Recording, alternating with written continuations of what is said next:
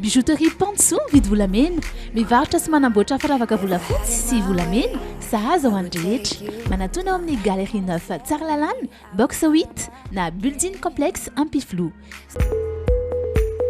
Mobilier Design vous présente le JT. Mobilier Design, la qualité, la réalité. Sardine Atlantique, la sardine miaraka tsara amin'ny sakafo tianao rehetra. Sardine Atlantique, Manouchanao ni le JT. Ushuaïa, nouveau déodorant compressé, vous présente le JT. De fleurs d'oranger pour une efficacité 48 heures. Nouveau déodorant compressé Ushuaïa. Europa Lu vous présente le JT.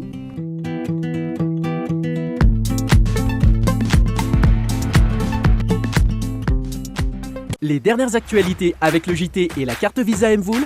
La carte Visa Mvoul, une carte internationale, sans engagement, sans compte bancaire. Le monde entier accepte Mvoul.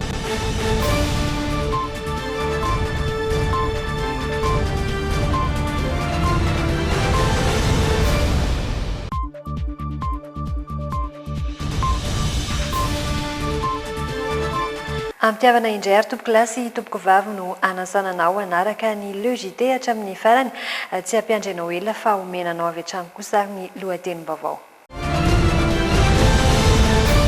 Miisa 7 ny fitiliana vita omaly izay tsy nahitana tranga vaovao raha ny antotanisa ofisialy nivoaka androany ny ampitelo kosa ny namoniainy vokatry ny Covid-19. Nahita mpianana ny olona niditra teny amin'ny HGR nandritra ny fankalazana ny fetim-pirenena raha oharina ny taondasa. Nolanin'ny HCC ilay lalàna mahakasika ny satany fanoherana sy ny antoko-panohatra nambara ny mazava tsara fa tsy maintsy solombam-bahoaka no lehibe ny mpanohatra manomboka izao. Miezaka mitondra porofo kosa Gaël Borgia manoloana ilay horonan-tsary nivoaka tany atsimo. Niakatra fitsarana teny amin'ny PAC 17 hektara androany raharaha famarinan'olona mikasika fanerena mpanampy asa an-trano mba hivarotena.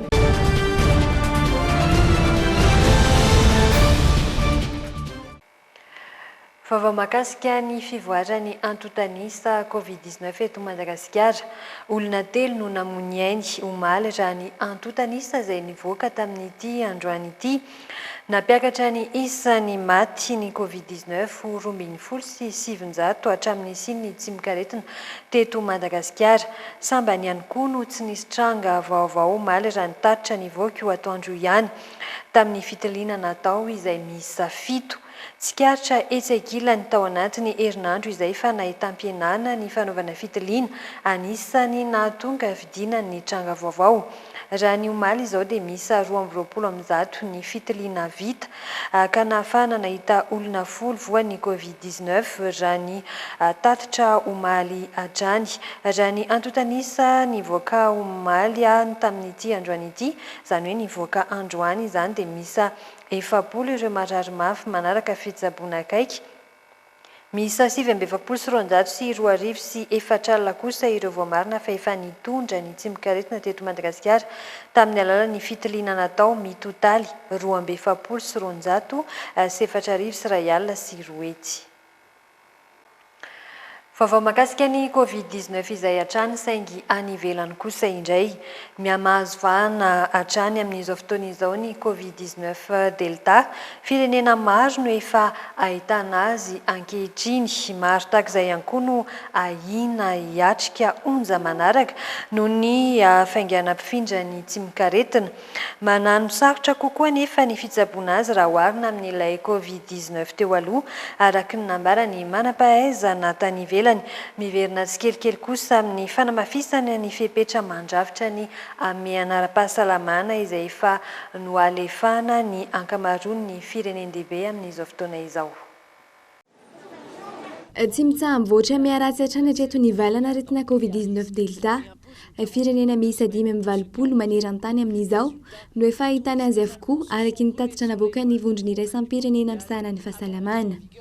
Mety hitarika firenena maro hiatrika ny andiany manaraka amin'izay efa natrehany ity Covid-19 Delta ity raha toa ka tsy hamafisina ny fanarahana ny fepetra fisorohana ho izy ireo. ny Aorosia mantsy amin'izao efa mahatratra hatramin'ny 420 isanjato ny tranga voamarina amin'ity endrika Covid-19 vaovao ity. 10,7 isanjato izany ho any États-Unis, 10,2 isanjato ho any Espagne, raha 7,5 isanjato kosa ho any Italia. Atao anatin'ny volana vitsy ihany koa dia tafakatra hatramin'ny 7,7 isanjato ny trangana Covid-19 Delta tao Pologne. Raha nambarany manam-pahaizana azy, vinavinaina ho tafakatra hatramin'ny 9 isanjato izany ho an'ny vondrona Eoropeana amin'ny farany volana Aogositra ho avy izao. Mananontany ny fiatrian'ny Frantsa ny andiany faha-efatra amin'ny valanaretina Covid-19. Manano sarotra kokoa anefa ny fitsaboana azy noho izy mahery vaika kanefa mora mifindra. Vetivety foana dia miely ao anaty faritra na firenena izay ahitana tranga izy araka ny nambaran'ireo manam-pahaizana trany. Vokatr'izany, firenena maro amin'izao no tsy maintsy miverina manenjana ny fipetraram-pahasalamana indray. Misy aza firenena efa andalam-pivoahana amin'ny ady atao amin'ny valanaretina kanefa miverina miatrika tanteraka indray. Isan'izany ny ao Israel. Niverina niatrika fihibohana mandritra ny 2 herinandro nanomboka omaly ihany koa ny ao Sydney mba hifehezana ny fianaky ny valanaretina amin'izao. Hatreto aloha, ny fanaovam-bakisiny no vahaolana akaiky indrindra tsy maintsy ampiarina sy hoezahana ho amafisina raha ny nambaran'ny mpitsabo. Miatra mandritra ny 5 andro manaraka kosa ny ameana ara-pahasalamana eto Madagasikara misokatra ny fikarakarana lanonana ankalamanjana any amin'ny faritra hafa ankoatra Antananarivo renivohitra, Antananarivo avaradrano, Antananarivo atsimondrano, Ambohidratrimo, Ambatondrazaka ary Fianarantsoa. Ny hetsika famorina etsy andany dia tsy tokony oatra ny 700 isany amin'ireo distrika voalaza ireo raha ny fanazavan'ny Praiministra lehibe ny gouvernemanta omaly nandritra ny resadresaka izay nifanaovany tamin'ny mpanao gazety. Amin'ny 15 andro manaraka kosa no vinavinaina amoana ny fepetra ho raisiny fitondram-panjakana mahakasika ny fisokafan'ny sistany. Manomboka mivady kelikely ny fepetra ara-pahasalamana ny amin'ny faritra hafa raha toa ka mipetraka hatrany ny fananjana ny sakana Covid-19 ho any Antananarivo renivohitra, Antananarivo avaradrano, Antananarivo atsimondrano, Ambohidratrimo, Ambatondrazaka ary Fianarantsoa. Ireo distrika ireo amin'ny ankapobeny no nanamafisany fitondram-panjakana ny fepetra ara-pahasalamana. Voarara any amin'ireo toerana ireo ny famorin'olona mihoatra ny 700 isa no ny fahitana trangana tsy mikaretina. Mbola mikatona ihany koa ny toeram-pandihizana sy ny tsy fahazona mivezivezy amin'ny alina any amin'ny distrika Antananarivo renivohitra, Antananarivo avaradrano, Antananarivo atsimondrano, Ambohidratrimo sy Ambatondrazaka ary Fianarantsoa. Mahakasika ny ivitoerana fandraisana marary ny CTC 19 eny amin'ny village voara Andotapenaka Ireriany sisa no misokatra. Mandray marary ny Covid-19 no ny trangana ahitana fidinany raha ny fanazavan'ny Praiministra lehibe ny gouvernemanta trany omaly. Nafindra eny an-toerana ihany koa ny plateforme nationale de gestion médicale sy ny COVDATA. Tsy miova ny fepetra noraisina mahakasika ireo maty ny Covid-19 izay alevina ny androtr'io na tsy tokony oatra ny 10 andro. Mitoy ny fisokafan'ny sidina anatiny amin'ny 15 andro manaraka kosa no amoana ny fepetra ho raisiny fitondram-panjakana mahakasika ny fisokafan'ny sistany na tsy. Anisany noresahany Praiministra lehibe ny gouvernemanta ireo nandritra ny lahateny nomaly. Anisany fepetra vaovao ny songadina tao anatin'ny kabarin'ny Praiministra ihany koa ny famahana amin'ny ampahan'ny olan'ny mpanakanto. Araka izany dia misokatra ny fikarakarana lanonana ankalamanjana any amin'ny faritra hafa ankoatra ny Antananarivo renivohitra, Antananarivo avaradrano, Antananarivo atsimondrano, Ambohidratrimo sy Ambatondrazaka ary Fianarantsoa. Fatranga tsy nirina taorian'ny fanaovana vaksina effet secondaire telo no nisy fahasarotana araka ny antotanisa voaray teto amin'ny faritra Analamanga ny roa raha tany Sainte-Marie kosa ny iray mandina ny 70 ireo tranga tsy nirina niseho nandritra ny fandraisana io vaksiny fatra voalohany io raha ny fanazavana voaray hatrany amin'ny volana Aogositra no vinavinaina ho tonga ny fatra faharoa amin'ny vaksiny Covishield araka ny lahateny lehibe ny gouvernemanta al fatram-baksiny valoetsy no kendreny ny fitondram-panjakana omena ny vahoaka hatramin'ny taona 2020. Araka ny antontanisa voaray manodidina ny 50 teo ireo olona nanao vaksiny nahitana tranga tsinirinina, izany hoe olona 9 amin'ny iray alina na ihany koa aotra faingo ray isan-jato ireo vita vaksiny. Ny 3 tamin'ireo no fantatra fa nisy fahasarotany, rono teto amin'ny faritra Analamanga, teto amin'ny distrika Antananarivo renivohitra sy tany Ankazobe, ny iray kosa tany amin'ny faritra Analanjirofo tao Sainte Marie. Matratra amin'ny latsaka kely ny 200 ny olona izay rehefa natao vaksiny dia natana soritra retina hafahafa. Midika zany fa zany no tsy maintsy fantaritsika, ary zany no tsy maintsy mahatonga antsika foana homelo amin'izay fampidirana vaksiny zany kanefa tsika tsy afaka miala amin'ny ezaka atao amin'ny eran-tany dia mirosatsika mahakasika an'izany ary mbola mametraka hatranatranytsika fa ny fiarovana tsara indrindra dia ny fanajantsika ny fipetra sakana rehetrarehetra sy ireo fipetra ara-pahasalamana. Tamin'ny 17 Jona 2020 teo ihany koa fiavarany fanaovam-baksiny nanamafy ny minisitry ny fahasalamam-bahoaka mahakasika ny fisian'ny tranga tsinirina taorian'ny fanaovam-baksiny fatra voalohany teto Madagasikara. Tena misy ireo tranga izay tsinirina na le hoe effet secondaire taorian'ny fanaovana vaksiny. Na dia tsy maro be ary izy ireny dia arahantsika maso ary amin'ny alalan'ny pharmaco vigilance. Fatram-baksiny manodidina ny 7,5 alina sy 1 hetsy no lany araka ny antontanisany voaka tamin'ireo 5 alina sy 2 hetsy voarainy Madagasikara. Tokony ho tonga alohan'ny 10 Aogositra hoy ny Praiministra ny fatra faharoan'ny vaksiny Covishield. Tanjona ny anaovana vaksiny vahoaka hatramin'ny 9 hetsy hatramin'ny taona 2020 eto Madagasikara raha ny fanazavana. Piasa ahina indrindra amin'ny fanatanterahana ny asa ny ireo mpitsabo hatramin'izay indrindra amin'izao vanim-potoana ny Covid-19 izao. Tokony apetraka aingana araka izany ny andraikitra ahafahana miaro ny fahasalamana ireo mpiasa misehatra eo anivon'ny fahasalamana. Fantatra mantsy fa akoatra ny Covid-19 dia maro ihany koa ireo arety mifindra hafa mety azo azy ireo raha tsy ampy fiarovana eo am-panatanterahana ny asan'ireo mpitsabo. Izany indrindra ary no nahatonga ny tetikasa VZF nanome fiofanana mandritra ny 3 andro an'ireo mpitsabo eo amin'ny sehatry ny fitsaboana mpiasa miisany 20 mahery eo izay nokarakaray ny OIT nanomboka tamin'ity androany ity. Ainarabary Sosy Anja rakotonoray no mitatitra ny andindiny izay. Antom-pisiany tetikasa VZF na Vision Zero Fund ny fiarovana ny fahasalamana ireo mpiasa eo am-panatanterahana ny asany. Anjaran'ireo mpitsabo misehatra eo anivony fitsaboana mpiasa indray araka izany no nandray fiofanana avy amin'ny alalan'ity tetikasa ity hanamafisana ny fahaiza-manaon'ireo mpitsabo ahafahany miatrika ny fiparitany aretina izay mety ahazo ny mpiasa ny fahasalamana ihany koa eo am-panatanterahana ny asany. Ny etaeta andrasana dia fanirisaky teo ihany izy hoe hanamafy ny fahaiza-manaon'izy ireo aloha zany ny amin'ny hoe ahoana ny fametrahana ny fiarovana ny mpiasa manoloana n'izay firongatry ny aretina zay.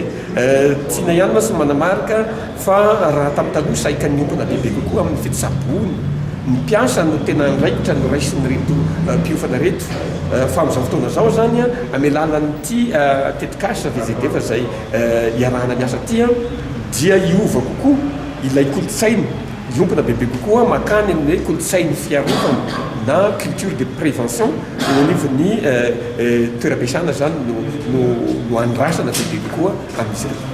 Anisan'ireo ahina indrindra amin'ny fiparitany tsy mikaretina ireo mpiasan'ny fahasalamana hoy ny taleny OIT na ny vondrona iraisam-pirenena momba ny asa. Ankoatry ny tsy mikaretina coronavirus, marobe ireo arety mifindra hafa mandripaka ihany koa nefa tsy maintsy mandalo anatrehan'ireo mpitsabo toy ny VIH sida izay anisan'ny ompanana mandritra ny fiofanana ihany koa ny fanamafisana ireo fiarovana rehetra ho an'ny mpiasan'ny fahasalamana amin'izany. Ces médecins jouent un rôle très important dans la pandémie, dans la riposte contre la pandémie et contre aussi la riposte au VIH-Sida. Donc l'objectif de cet atelier, c'est justement de renforcer la capacité de ces médecins de services médicaux du travail pour qu'ils puissent offrir des services de qualité non seulement aux travailleurs, mais aussi à leurs familles en matière de prévention contre le coronavirus et aussi en matière de prévention contre le VIH-Sida. Parce qu'avec la pandémie, on a tendance à oublier les autres maladies telles que le VIH-Sida, et telles que aussi le paludisme et la polio. manomboka andro any alatsinainy araka izany ity fiofanana totry ny tetikasa VZF ho an'ireo mpitsabo eo amin'ny sehatry ny fitsaboana mpiasa ity izay miisa 80 mahery eo ary aritra 3 andro. Mijoro manohana hatrany ny tetikasa natokana hitsinjovana ny mpiasa tahaka izao hatrany kosa ny OIT ahafahan'ireo mpiasa ny fahasalamana rehetra hatrany amin'ny faritany misitraka ny fiofanana. Ako ny fety kosa indray ny ena ny tany marary niditra hôpitaly raha oharina ny tamin'ny taondasa nandritra ny fiatrehana ny fety ny 20 sy ny 20 ny volana jona lasa teo raha ny tatitra nataony teo anivon'ny HGRA izany tamin'ity androany ity. Nitrangana aitrano miisa 2 kosa tao tsara honenana sy andavamamba. Maro ihany koa ireo olona voasambotra noho ny fandikan-dalàna maro samihafa nandritra ny fety raha nitatry ny avy ao anivon'ny polisy pirenena. Tateriny Irina Fanirso sy Rivony Irina Tekaleo ny Ansipriany izay. Olona nanao fizaham-pahasalamana no tonga betsaka teny amin'ny hôpitaly HGRA ny 20 sy 20 jona raha nambarany tompony andraikitra androany. Enidina ny sala ny samirakitra ireo marary nandritry ny fety raha oharina ny tamin'ny taondasa.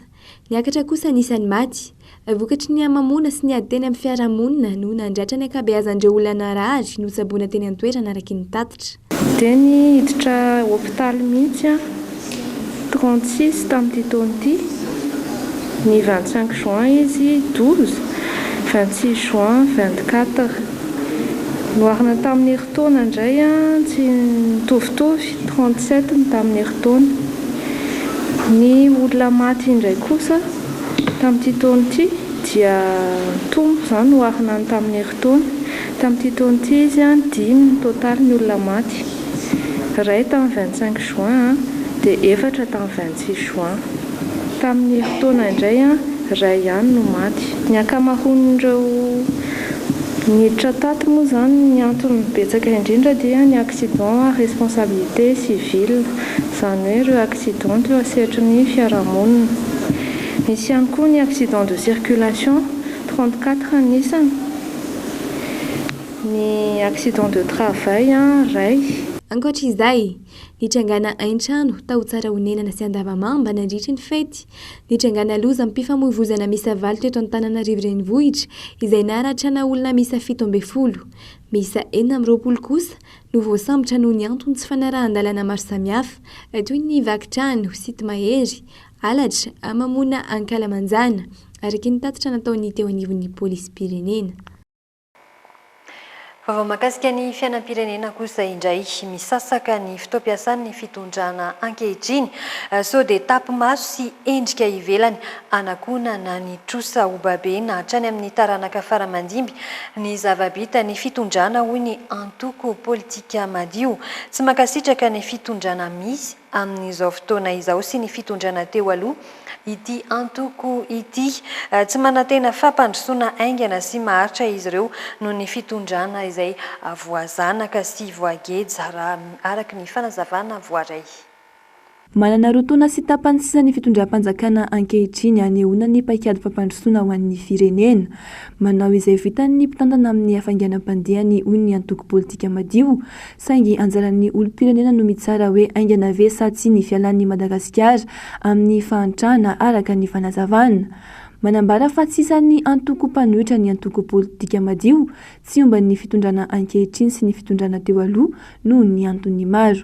Noho ireo antony noho izy ireo miorina sy mifototra tamin'ny kolikoly, fampiasam-bola mihoapapana sy fividianana safidim-bahoaka noho ny tsy fananana finiavana hiala amin'ny rafitra tsy mety intantanana ny firenena.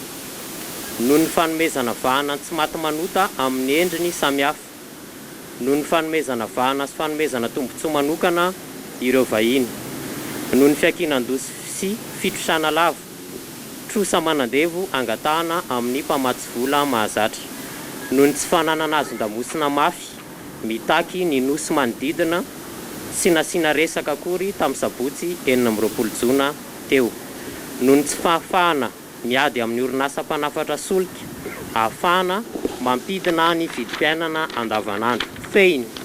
Iroso amin'ny fifidian'ny Madagasikara afaka rotaona sy tapany na eo na tsy ny coronavirus hoy ny antoko mandroso vahaolana izy ireo manoloana ny rafi-pifidianana eto Madagasikara. Tokony ho fidina ny sefokotany ary io no manomboka ny fifidianana rehetra, avy eo miroso amin'ny fifidianana ben'ny tanàna ary ny filoham-pirenena no farany. Azo tanterahina amin'ny fotoana rehetra ny fifidianana na maintany na fahavaratra, faritana lobe ny daty anatanterahana ny fifidianana, sokafana mandavataona ny fisoratana anaty listim-pifidianana, adidy ny mifidy na obligation sazina izay tsy mifidy na avozana tanteraka ny lisitry mifidy ka ireo izay vonona ny fidy no misoratra anarana ao anatiny, foanana ny kara-pifidianana fa mandany vola, ny kariny apokotany numerika sy kara-panondro biometrika no entina mifidy, ferana ny vola ampiasain'ny kandidat tsirairay amin'ny fifidianana, asiana rafitra mazava manaraka ny fandaniana rehetra, isorona avy hatrany tsy afaka hiatrika ny fifidianana izay mandika izany, atao anaty lalàna ny vola aloha amin'ny firotsahana ho fidiana fa tsy apetraka ho fahefan'ny mpanatanteraka. Ny fanjakana no miantoka ny fanotana ny bileta tokana sy ny fandoavana sakafo solitena kandidat isaky ny birao-pifidianana, atonta eto toerana ny bulletin unika fa tsy any ivelany. Manambara ny antoko politika madio fa tsy manantena fampandrosoana aingana sy maharitra amin'ny fitondrana ankehitriny noho ny fitondrana voazanaka sy voageja anka voafatotry ny sakana maro. Nakatoavy teo anivo ny fitsarana avo momba ny lalam-pandrenana ilay lalàna mahakasika ny satan'ny fanoherana sy ny antoko-panohatra, nambarany HCC mazava tsara fa tsy maintsy solombavam-bahoaka araka izany no lehibe ny mpanohatra manomboka izao. Voafetra ho eo anivo ny antenimieram-pirenena ihany koa nefa ny asany lehibe ny mpanohatra no lavin'ny fitsarana avo momba ny lalam-pandrenana kosa ny fisiana mpanohatra ivelan'ny parlemanta izay afaka mifidy mpitarika iray na maromaro. Nanambara ny teo anivony antenimieram-pirenena fa tsy maintsy solombavam-bahoaka voafidy ara-dalàna ny filohan'ny antoko-panohitra. Araka ilay tolo-dalàna laharana aotra ray 720 PL no lanin'izy ireo, izay fantatra fa nankatoavy ny fitsarana avo momba ny lalam-panorenana ihany koa. Nambara ny HCC araka izany fa tsy maintsy solombavam-bahoaka no lehiben'ny mpanohitra, ary voafetra ny andraikitra sy toerana raisin'izay ho filoha voatendry eo anivony antenimieram-pirenena. Tokony eo anivony parlemanta mandritry ny fivoriana ara-potoana ihany koa no isiany ady hevitra eo amin'ny mpanohitra sy ny praiministra lehiben'ny gouvernemanta fa tsy misy ivelan'izay ho hiatrany ny HCC. Navaha ny fitsarana avy momba ny lalam-panorenana kosa ny fanoherana eny amin'ny parlemanta sy ny fanoherana ivelan'ny parlemanta. Izany hoe ny filohan'ny mpanohitra ao Tsimbazaza no tsy maintsy solombavam-bahoaka raha toa ka afaka mifidy izay ho lehibeny kosa ny mpanohitra amin'ny sehatra hafa. Tsy afaka ny hijanona ho filohan'ny mpanohitra intsony aloha izany ny filoha teo aloha Marc Ravalomanana araka ity didy vaovao nivoaka ity. No mafisy ny HCC fa tsy misy intsony ny ady hevitra ataon'ny mpitondra fanjakana sy ny antoko-panohitra ivelan'ny fivoriana ara-potoana. Ahafahana manara-maso ny fifampiresahana sy ny hevitra mivohitra eo amin'ny ron-tonta. Tokony sitraka ny zony feno sy ara-dalàna kosa izay filohan'ny mpanohitra voafidy manaraka eo. Fa raha pitso no entiny eo anivony fivoriana azony be sy maro hatrehana izay voarakitry ny volavolan-dalàna mifeny teti-bolam-panjakana na sy mpanjina ho an'ny taona 2024 nitohy tamin'ity androany ity ny fandiniana nataon'ny komisiona ara toe-karena eny anivony antenimieram-pirenena tamin'ny alalan'ny asamboamera. Ity volavola teti-bola na sy mpanjina ity izay nanombana ny tany mpivoarana ho 4,3 isanjato raha toka 4,5 isanjato izany tao amin'ny teti-bola fototra. Ho an'ny antoko politika madio manokana dia tsy misy azo antenaina amin'ny fomba androsoan'ny Madagasikara raha toka tsy miova ny rafitra izay hitantanana ny firenena na dia tombona aza ny teti-bola voatondro izay ampiasaina. tsy mbola nisy mipika ny vokatry ny asam-bomera nataondreo solombavam-bahoaka nandiniana ny volavola tedi-bolana sy pantsina ampiasaina ho an'ny taona 2020 sy 2020. Ny herinandro lasa teo ratsivina voanandray izany ny fahefana mpanao lalàna.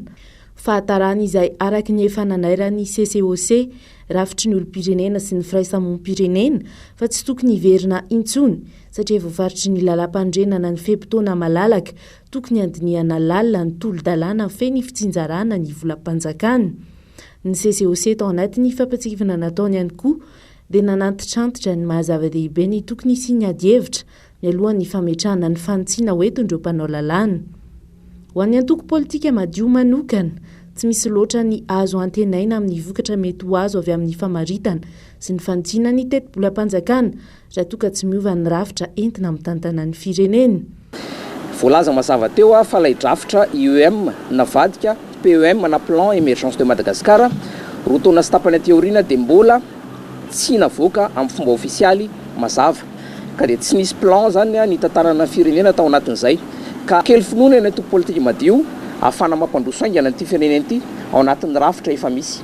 Raha tsorona zany dia hoe fitondram-panjakana mbola voazanaka ny misy eto mbola tsy afaka hiady amin'ny compagnie pétrolière, mbola sahirana amin'ny fitakiana nosy malagasy manodidina, mbola tsy afaka miala amin'ny mpamatsy vola mahazatra, mbola tsy manakambara makasika an'ireny fanivaivana nataony vahiny makasika an'ireny resaka vaksiny ireny ka izay zany ilazana hoe na inona karazana loi de finance hitantanana ny firenena dia kely finoana izay amin'izao fitondram-panjakana misy izao.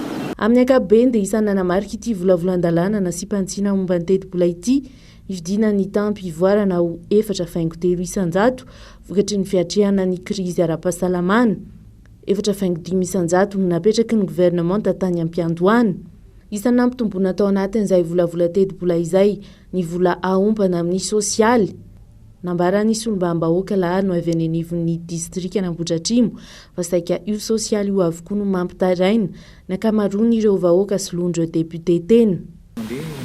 Tena ao anatiny mihitsy zay zao, ao anatiny mihitsy ary mandeha ny ady-hevitra ny amin'ny resaka ny sosialy zany angamba ny ataoko hoe voalendrasan'ny rehetrarehetra amin'izao fotoana zao ao anatin'ny ady-hevitra tanteraka angamba zay aloha dia aloha zay hiasa aloha efa nanomboka tamin'ny herinandro zay niasa tato 26 juin niasa ny zoma niasa ny sabotsy niasa lahady niasa latsinainy hitanareo fa zay no ny fanikena tamin'ny vahoaka ary zay koa ny andraisan'ny vahoaka aminay ny hoe fanatanterahana ny zavatra ilaina ampandrosoana ny firenena ary fanampiana ny fitondram-panjakana zay mijoro dia tsy maintsy miaritra ao anatin'ny asa androany tsy fantatra na amin'ny firiala vao mirava. Eny amin'ny CCI vato avokoa no atao ny fivoriana azombe sy ny maro hatrehana manomboka rahampitso akoatra ny visioconférence.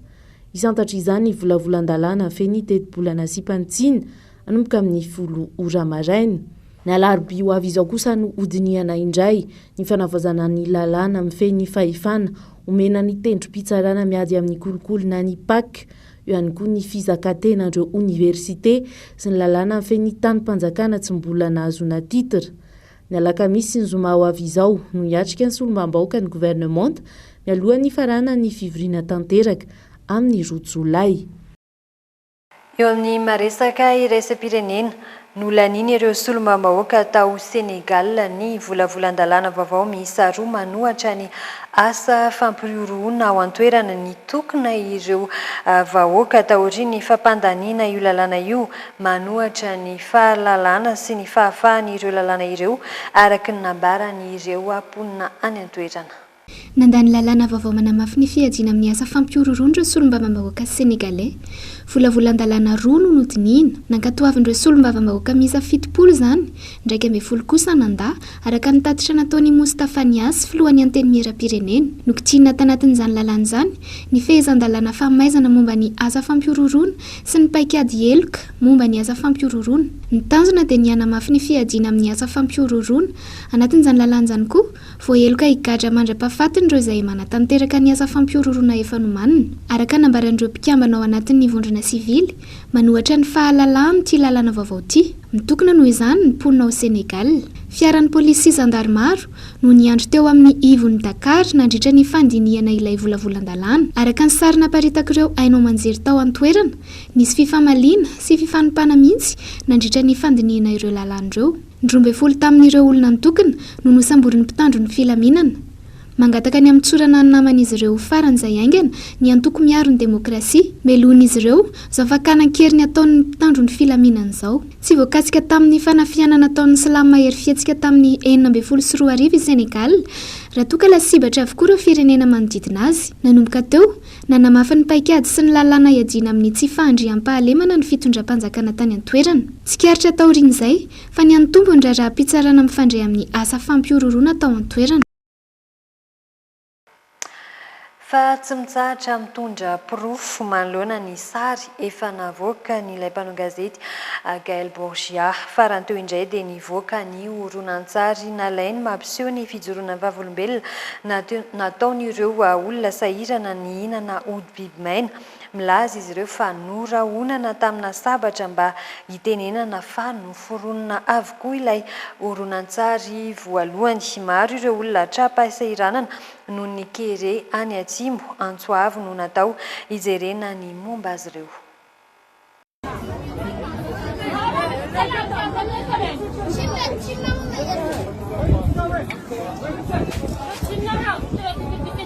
Lasa nitarika resabe teny amin'ny tambazotra sosialy ny famoahana ny horonan-tsary mampiseho olona ao Ambovobe voatery mihinana ody biby maina sisa tsy nampiasain'ny mpanao kiraro.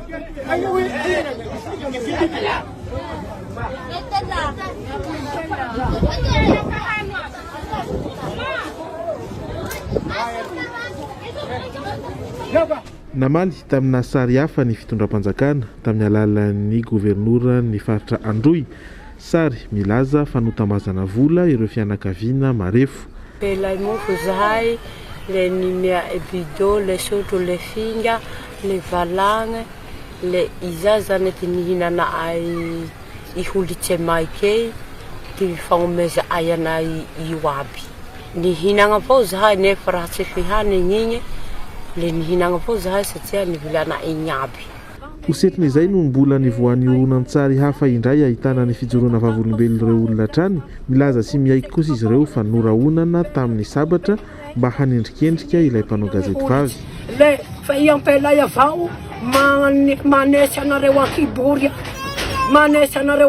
agny fa silamo igny hoe ireo telolahy le no ty fatahoray azy fa mesa hoe igny ty ndese no ty fatahoray azy ty nilahafako reakiraiky te ie zao anahoraty re le azafady le milali ambany koa raho le azafady ma le milali ambany koa. Mandripaka ny kere tsy zazary ny sakafon'ireo mponina marefo. Firenena voalohany miatrika ny anoanana vokatry ny fiakaran'ny maripana ny planety Madagasikara hoy ny tompon'andraikitra avy eo amin'ny vondron'ny firenena mikambana. Tarazo ny haintany hatr'izay ny zava-mitranga ankehitriny olona maro no anaty hanoanana lalina kanefa tsy misy ady na korontana fa fiovan'ny toetry ny andro sy ny voka-dratsy entiny no misy. Mila fandraisana antanana aingana ity tranga ity. Any Mahajanga kosa indray teren'ny sindika ampitsahatra ny tolona ataon'ireo mpandrarany université any an-toerana raha ny tatra nataon'izy ireo tamin'ity androany ity ireo mpandrarany université ao Ambondrona izay nanamafy fa tsy mbola nisy no tanterahany ministra mpiay azy ireo ny fampanantenana natao andro maromaro izao dia ny fisitrahany mpandrarany université rehetra ny karamany ny toy tamin'ity androany ity ary ny fitokonana manambana ny ampitsahatra tanteraka ny asan'ireo mpandrarany université any Mahajanga ireo raha toka tsy misy vahaolana maika omeny ny tompon'andraikitra.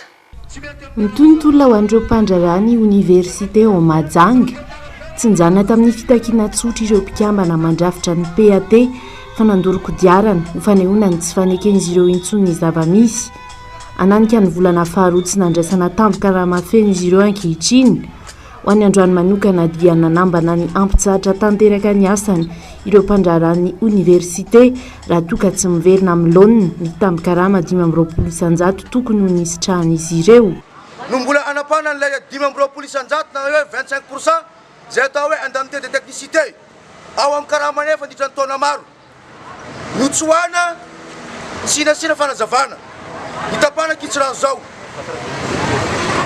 efa roa volana zay tapaka io indemnité io maro aminay fa voarokany tompotrano efa tsisy trano petrana tsony zanaka anay fa voaroka amin'ny écolage mararanay zany ary ambarany atona niza nareo no miteny hoe miverena miasa na izy miteny hoe ajanolo itolona io efa ambaranay geniny androany fa tsy hiverina iasa mpiateny université ny Mahajanga. nambaran'izy ireo ihany koa fa misy sendika manohitra ny hetsika ary manao tsindriny amin'ny tokony ampijanonany PAT ny fitakiny fandamidaminandresaka ataon'ny tompon'andraikitra avy eo amin'ny sendika any amin'ny ministry ny fampianarana ambony hatrany no antony ambaran'izy ireo fa tsy mbola nijerena akaiky ny olana fototra ao amin'ny université ny Mahajanga. Ity olana ty olana ho an'ny université rehetrarehetra fa ny anay tena mangidy marary satria mpitondra anay dia mavandy aminay sanandro miaraka amin'ny membre de bureau syndicat nay mandainga miaraka amindreo ka ina ny antony zahay matony anao fietsika mafy androany nisy teny ny teneny membre de bureau syndicat hoe hajanony itolona nareo fa miandry fikarakarana ijanona sa tsy ijanona.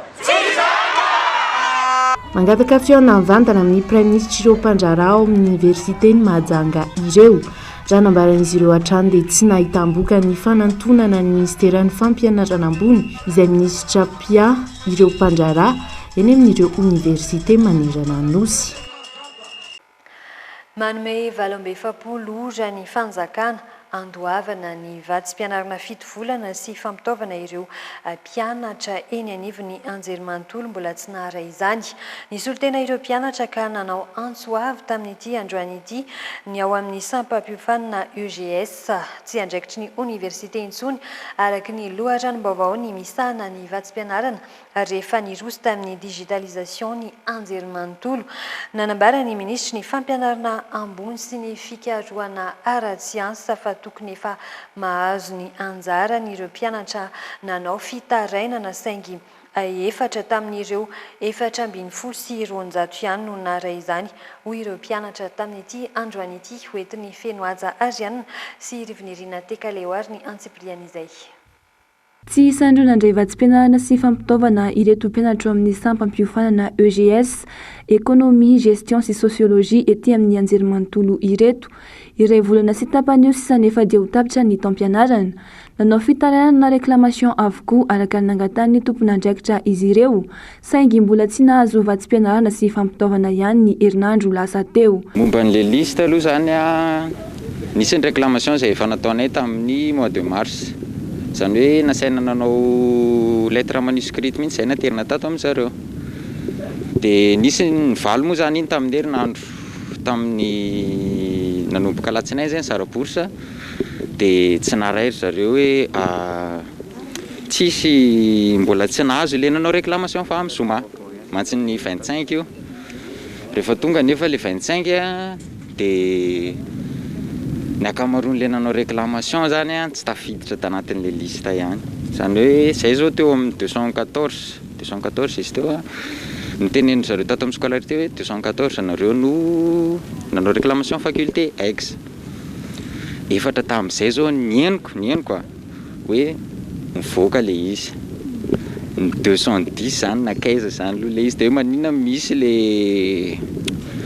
tafavoaka hoe reto nivaly ny réclamation reto misy nefa tsy mivaly. Araka ny loharam-baovao teo anivon'ny anjerimanontolo any andraikitry ny université sy ny mandefa ny anaran'ireo mpianatra. Nanambara ihany koa fa ahiliky ny tompon'andraikitra sasany any amin'ny université ny adisona mahakasika ny fikontana ny fandoavana izany.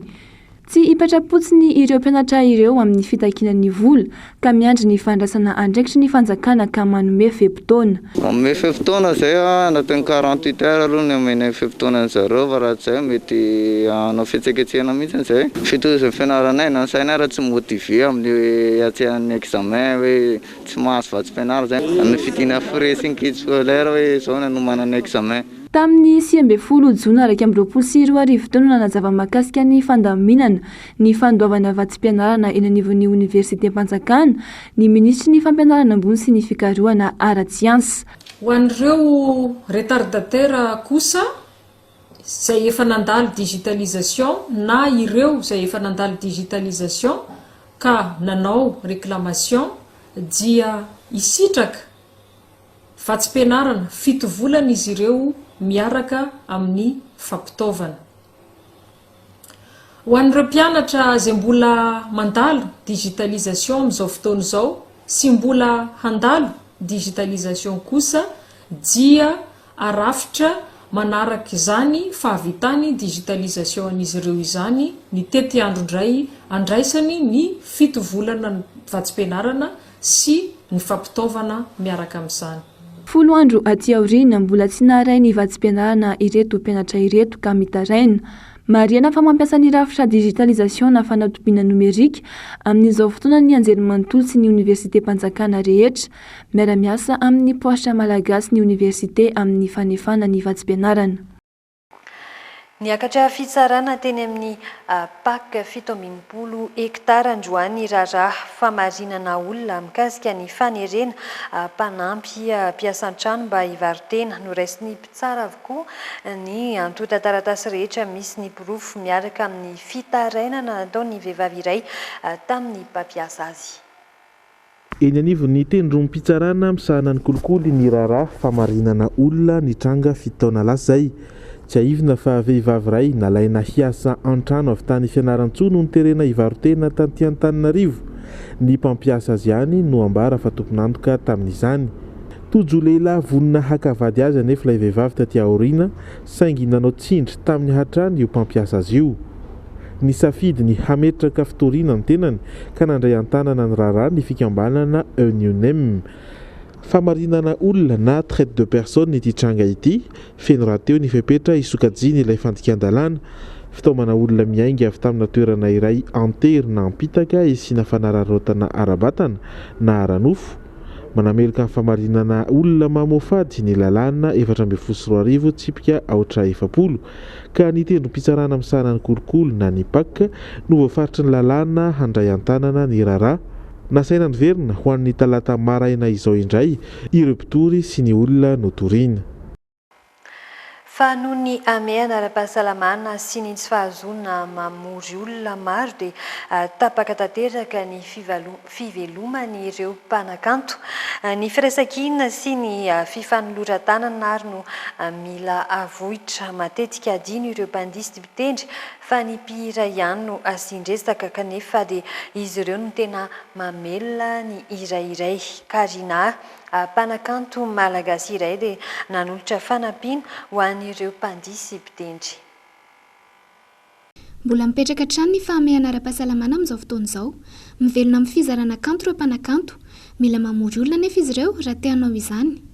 Tsy afaka atao ny famorim-bahoaka amin'izao na anaty trano na amin'ny toerana ivelany araka ny fanapahan-kevitra efa niraisan'ny fitondram-panjakana mba hisorohana ny fianaky ny valana aretina Covid-19 indrindra eto Antananarivo renivohitra. Izay no olana fototra andalovan'ireo mpanakanto amin'izao fotoana izao, tapaka tanteraka ny fiveloman'izy ireo. Amena ara-pahasalamana dia mbola anatiny zany tsika marobe zany fomba fanaovana geste barrière dia fa ny tena voalohany indrindra zany le hoe tsy mahazo mamory olona manangona olona kanefa zay ny tena fiveloman'ny mpanakanto. Ny mpanakanto dia mahazo vola amin'ny fanangonana olona nefa ny le voasakana dia efa tsy niasa fa mambolana maro zany. Raha resaka fifanampiana firaisan-kina amin'ny mpanakanto vonona foana zay satria zay ny tena tanjona. Matetika adino ny mpandisy ny mpitendry kanefa ireo mpitendry no andry ny irairay ary ny mpandihy kosa ny dravaka anisan'ny mamelona ny mozika ihany koa izy ireo aorian'ny mpihira. Tsisy ny asa katina daholo ny ary ny hôtel madinidinika isan-karazany fa mafy satria ny malaza ihany ny ankamarony ny malaza ny ankamarony ny mahazo fanampiana. Nanome vary sy voamaina ho an'ireo mpandisy mpitendry i Karina mpanakanto mipetraka ny ivelany. Ilay hira mitondra ny lohateny hoe Geto niova fo no tena ahafantarany maro azy. Tsy mifanary fa mifanolo-tanana ny mpanakanto, izay ny tanjona tamin'izao hetsika izao. Fifanampiana ho an'ny artista dia nanolotra izy vary sy voamaina ho an'ny artista. Misy ny ireo artista koa hoe danseur, izy tsika na danseur sy ireo mpitendry musicien reo mba tena fahita hoe tena tsisy asa mihitsy atao anatin'ny heritaona sy tapany zay 200 isa eo aloha zany amin'izao dia ny safidianana azy misy association ny artiste misy association adiara dia miara-miasa amin'izy ireo zay efa nalefahana tsikelikely ny amin'ny anara-pahasalamana amin'izao fotoana izao ankoatra ny distrika ny Antananarivo renivohitra, Antananarivo avaradrano, Antananarivo atsimondrano, Ambohidratrimo, Ambatondrazaka ary ny distrika ny Fianarantsoa voalohany afaka mikarakara lanonana ankala manjana manerana ny nosy ireo mpanakanto everina fa hiverina tsikelikely amin'ny fahafahana mitady vola araka izany ireo mpanakanto. Dia iny ihany koa no hiampitatsika amin'ny vinavinana mety ho toetry ny andro any Rahapitso.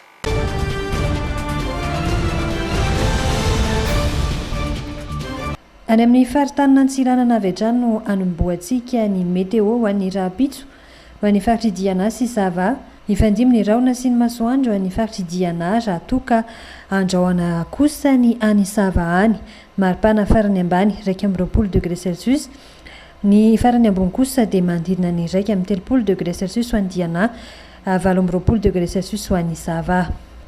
Any amin'ny faritany ny Mahajanga, ibalika ny masoandro ho an'ny faritry Boeny, Melaka, Sofia ary Betsiboka. Maripana farany ambany mandidina ny 7.20 degré Celsius ka hatramin'ny 1.20 degré Celsius. Ny maripana farany ambony kosa dia mandidina ny 1.30 degré Celsius ka hatramin'ny 3.30 degré Celsius.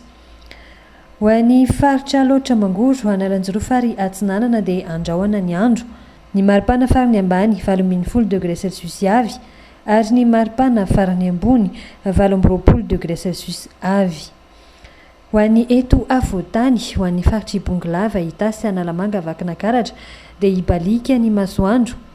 Ahitantsika ny maripana farany ambany ho an'ny Vakinankaratra 20 degré Celsius, ho an'ny Analamanga 10 degré Celsius, Bongolava 20 degré Celsius, Itasy 20 degré Celsius.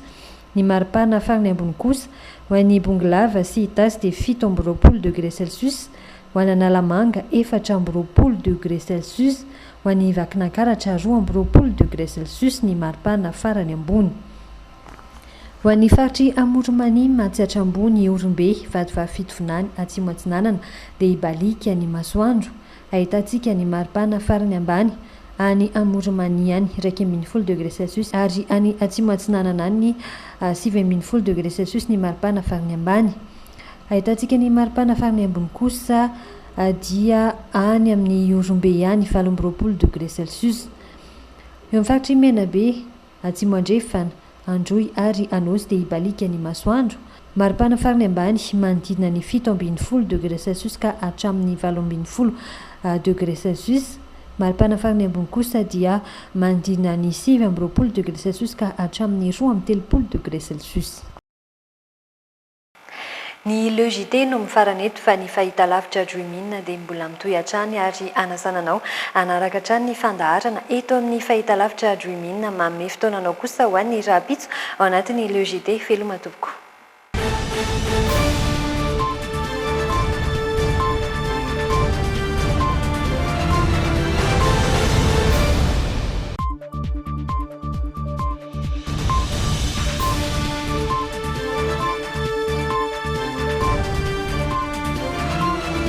Les dernières actualités avec le JT et la carte Visa Mvoul. La carte Visa Mvoul, une carte internationale, sans engagement, sans compte bancaire. Le monde entier accepte Mvoul.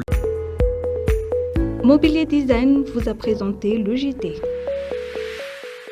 Mobilier Design, la qualité, la réalité. Ushuaïa, nouveau déodorant compressé, vous a présenté le JT. De fleurs d'oranger pour une efficacité 48 heures. Nouveau déodorant compressé Ushuaïa.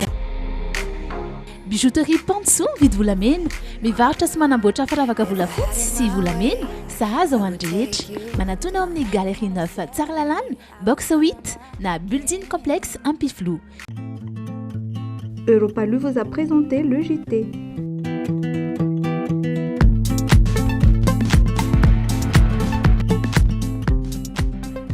Sardine Atlantique, la sardine miaraka tsara amin'ny sakafo tiana rehetra. Sardine Atlantique, nanolotra anao teo ny le JT. Nouveau lifter gloss de Maybelline New York. Optez pour des lèvres intensément hydratées, repulpées et hyper glossy grâce à une formule hydratante enrichie en acide hyaluronique.